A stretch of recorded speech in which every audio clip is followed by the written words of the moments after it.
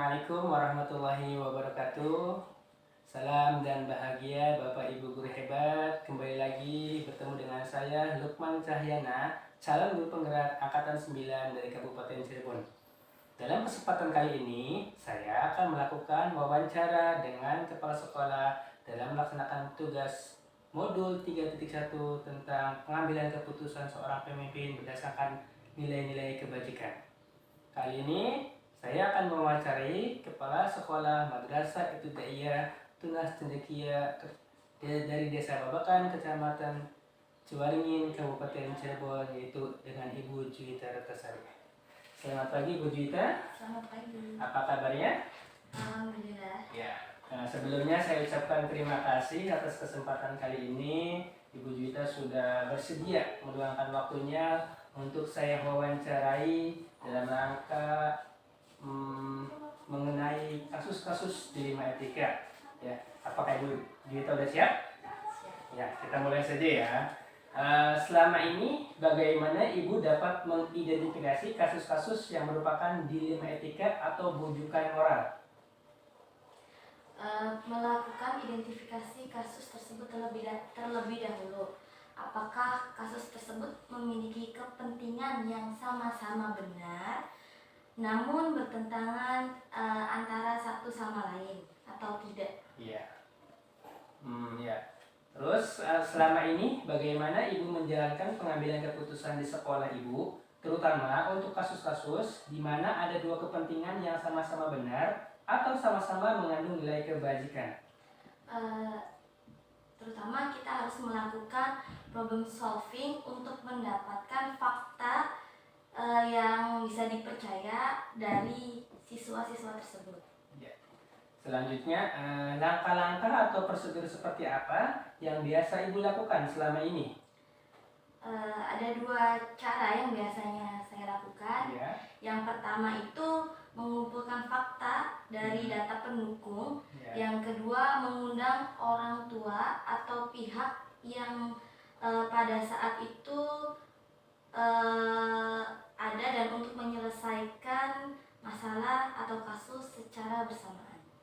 Terima kasih. Selanjutnya, hal-hal apa saja yang selama ini Ibu anggap efektif dalam pengambilan keputusan pada kasus-kasus dilema etika? Pertama melakukan komunikasi terlebih dahulu. Setelah kita melakukan komunikasi dengan pihak-pihak tertentu, lalu kita konfirmasi. Setelah konfirmasi, baru kita memberikan informasi tentang kejadian yang sebenarnya itu terjadi kepada kedua orang tua dan pihak berdasarkan fakta yang telah kita temukan. Ya, terima kasih. Selanjutnya, hal-hal apa saja yang selama ini merupakan tantangan dalam pengambilan keputusan pada kasus-kasus dilema etika? Sekolah atau madrasah harus memberikan pendampingan kepada siswa, tidak langsung mengeluarkan siswa. Lalu kedua, mengkoordinasikan dengan guru supaya bisa tetap fokus untuk memberikan pendampingan kepada siswa bersangkutan dan siswa-siswa yang lain agar tidak melakukan pelanggaran yang sudah dilakukan oleh siswa tersebut. Selanjutnya, apakah Ibu memiliki sebuah tata krama atau jadwal tertentu dalam sebuah penyelesaian kasus dilema etika? Apakah Ibu langsung menyelesaikan di tempat atau memiliki sebuah jadwal untuk menyelesaikannya? Bentuk atau prosedur seperti apa yang Ibu jalankan?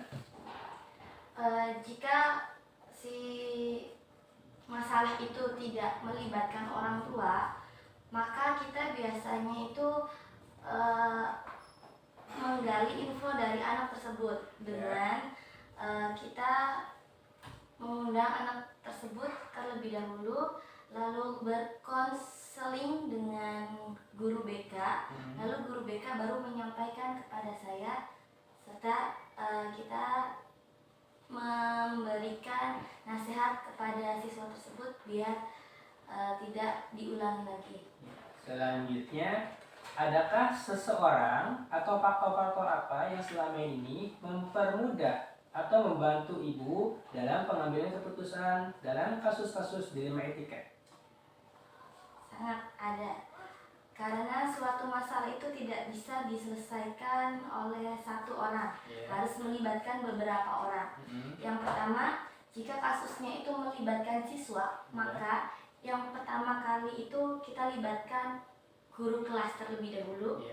Setelah itu masuk ke guru BK atau guru konseling, lalu ke bagian kesiswaan, baru dari bagian kesiswaan ke kepala sekolah. Ya, terima kasih. Ini pertanyaan terakhir dari saya. Dari semua hal yang telah disampaikan, pembelajaran apa yang dapat Ibu petik dari pengalaman Ibu mengambil keputusan dilema etika? Kita itu bisa untuk lebih teliti dalam mengambil keputusan pada setiap masalah yang terjadi di madrasah kita, agar keputusan yang kita ambil itu tidak merugikan kedua belah pihak, entah itu dari pihak siswa dan wali murid atau pihak madrasah. Karena suatu keputusan yang bisa merugikan kedua belah pihak itu bisa membuat nama baik kedua belah pihak itu menjadi buruk. Ya. Terima kasih atas waktu dan pengalamannya. Ini sangat berharga sekali buat saya. Semoga kedepannya sekolah ini menjadi lebih baik lagi dan dalam pengambilan keputusan dilema etika mendapatkan solusi yang terbaik. Terima kasih atas waktunya. Saya pamit ya. Terima kasih.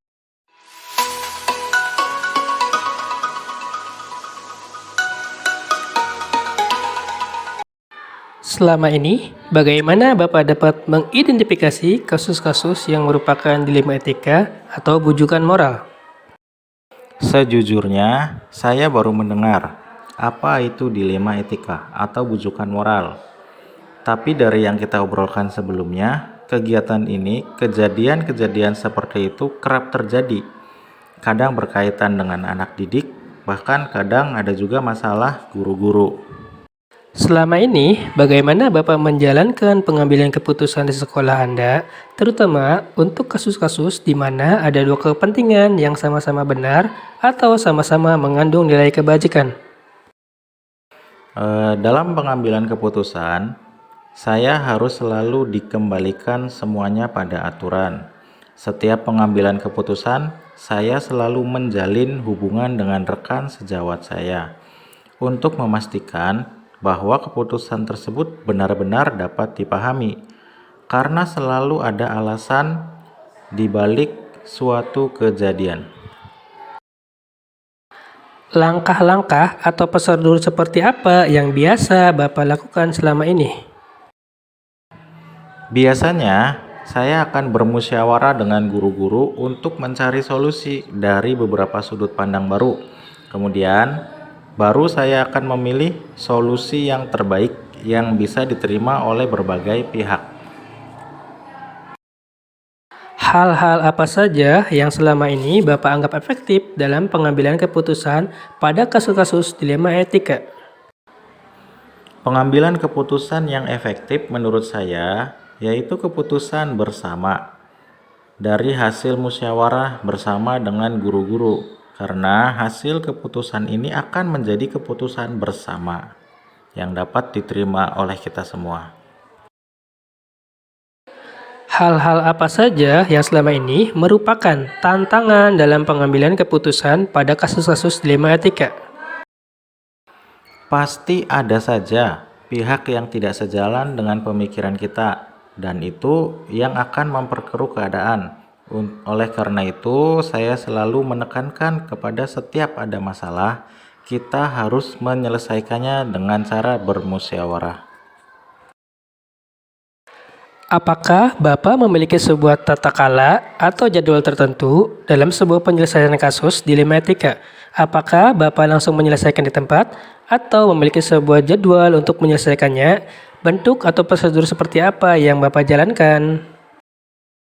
Untuk jadwal, sebenarnya tidak ada jadwal. Begitu ada masalah, kita musyawarahkan untuk segera menyelesaikannya pada saat itu juga. Adakah seseorang atau faktor-faktor apa yang selama ini mempermudah atau membantu Bapak dalam pengambilan keputusan dalam kasus-kasus dilema etika? Biasanya faktor-faktor yang memudahkan adalah pemikiran-pemikiran yang terbuka dari guru-guru yang memberikan beberapa sudut pandang, sehingga saya dapat mengambil keputusan bersama yang menurut kami terbaik dan disepakati oleh bersama guru-guru. Dari semua hal yang telah disampaikan, pembelajaran apa yang dapat Bapak petik dari pengalaman Bapak mengambil keputusan dilema etika? Jika sebuah keputusan melalui proses bermusyawarah dan akan menjadi keputusan bersama, maka hasil keputusan tersebut menjadi tanggung jawab bersama, bukan perorangannya.